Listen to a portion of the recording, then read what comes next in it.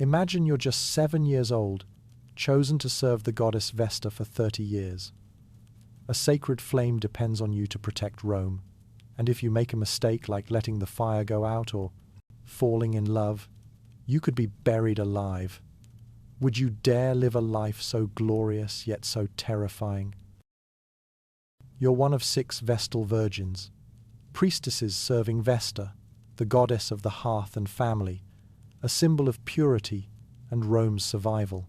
Your task is to keep the sacred flame burning, never letting it go out, because the Romans believe if it dies, Rome will face disaster. Your life is full of privileges, like power equal to men and VIP seats at the Colosseum, but it's also full of risks, with punishments that make everyone shudder. At just 6 to 10 years old, you're plucked from a noble family, both parents still alive, to become a Vestal Virgin. You need to be healthy, sharp-minded, and free of any flaws, like a perfect little recruit for a divine mission. It all starts with the Captio ceremony, where the high priest, the Pontifex Maximus, leads you away from home, like your Vesta's tiny bride. You officially become Vesta's daughter, no longer tied to your family. They dress you in a crisp white robe and slip a gold ring on your finger, but it comes with a 30-year vow of service. Your parents beam with pride but choke back tears, knowing they'll barely see you. You move into the Atrium Vestae, a fancy mansion smack in the heart of Rome.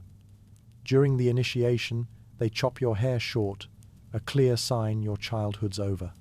Even as a little kid, you feel the massive weight of duty, knowing your every move could sway Rome's fate. For the first 10 years, you train to be a proper Vestal Virgin. You learn the art of keeping the sacred fire alive, preparing offerings, and performing rituals. Older Vestals guide you, sometimes acting like strict stepmothers who've had one too many. You study Rome's history and memorize ancient chants that are long and tricky. You also practice fetching water from the Egeria spring, trudging miles with a heavy jar. Making ritual bread is another skill, and you're warned not a single speck of dust can taint it. The pressure's intense, since even a tiny mistake could spell disaster. Still, you get a thrill from learning religious secrets that regular folks will never know. Slowly, you adjust to life without your family, finding sisterhood with the other Vestals.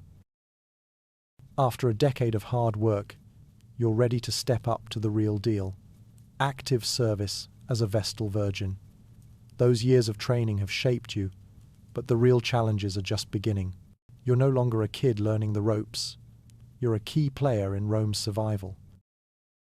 For the next 10 years, you're a full-fledged Vestal Virgin, tending the sacred flame around the clock. Every morning at 5 a.m., you jolt awake, heart pounding to check the fire. If it goes out, the Pontifex Maximus will whip you, and trust me, it stings. You work shifts with the other 5 Vestals, with 0 days off. You trek to the sacred spring, balancing a heavy water jar on your head. On the way, citizens bow in awe, making you feel like a total rock star. Back at the temple, you prepare ritual bread, milk, and fruits, everything spotlessly pure. You chant ancient prayers during ceremonies, your voice echoing through the shrine. Some nights, you stay up guarding the fire, especially during howling winds or rain. You hear the chilling tale of Marcia, buried alive in 114 BCE for losing her virginity, and it sends shivers down your spine. You swear you'll never end up like her, but you know a single false accusation could doom you. You play a big role in festivals like Lupercalia, basking in the spotlight. People stare at you with reverence, but deep down, you just want to be normal. Love is off limits. Though a cute guy's glance sometimes makes your heart flutter, you snap yourself out of it thinking, love's forbidden, Rome comes first. You share laughs with the other Vestals, but the pressure never lets up. One mistake could topple Rome.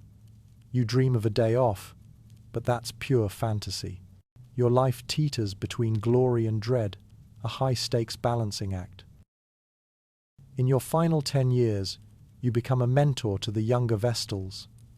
You teach them how to tend the fire, perform rituals, and stay pure.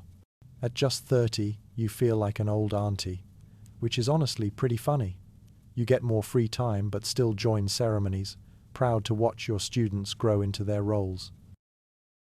You live in the Atrium Vestae, a sprawling 50-room mansion with lush gardens and a private pool. Your meals are simple but pure, unleavened bread, milk and fruits, as spotless as your sacred roll. After elaborate cleansing rituals, you bathe in the atrium's pool, feeling like a goddess in training. You get VIP seats at the Colosseum, watching bloody gladiator fights that are gruesome but oddly thrilling. Nobles invite you to their lavish parties, but you keep your distance, no flirting allowed. You wear exclusive Vestal jewelry, necklaces and bracelets with flame symbols, and a white stola with a suffibulum veil, your hair styled in 7 intricate braids.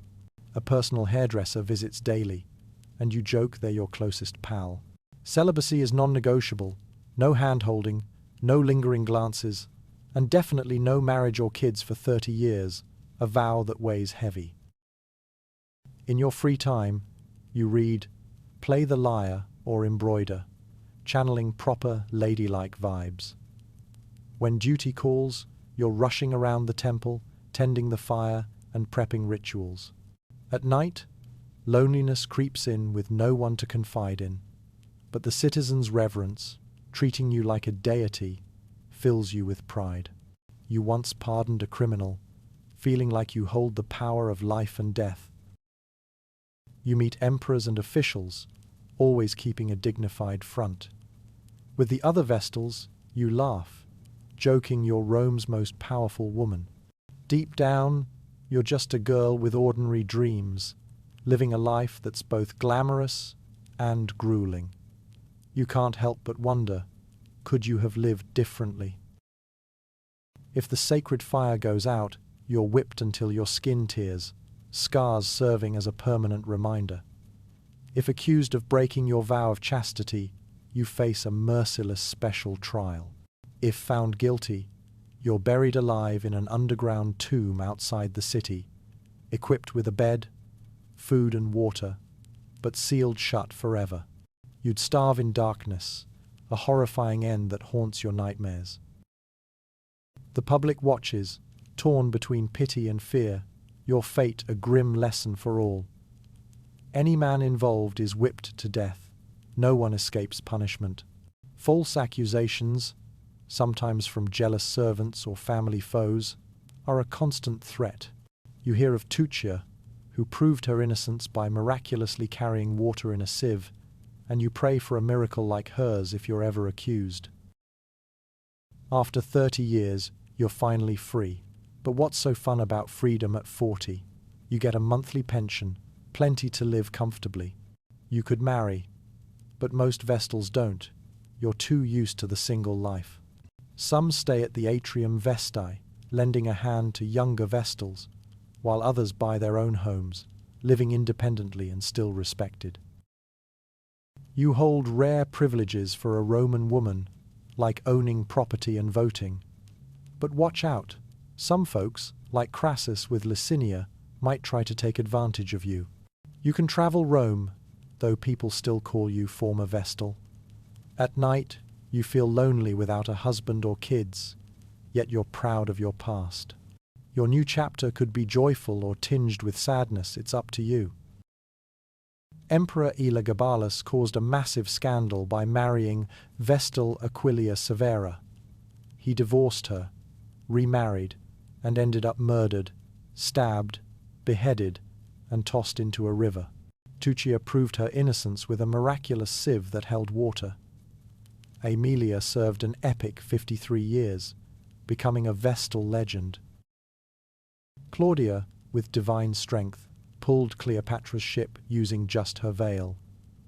Marcia's burial alive sent shivers through Rome, a tragic cautionary tale. Every Vestal has a story, one of glory or heartbreak. You could be a legend like Claudia or a tragedy like Marcia. History remembers Vestals as symbols of sacrifice, the most powerful yet loneliest women in Rome. Your life as a Vestal Virgin is a whirlwind of glory and power, but it's also packed with relentless pressure and danger. Revered like a goddess, you sacrifice love, family, and sometimes even your life to keep Rome safe. As you reflect on this extraordinary journey, you're left wondering if you'd choose this path of divine duty or a simpler, quieter existence.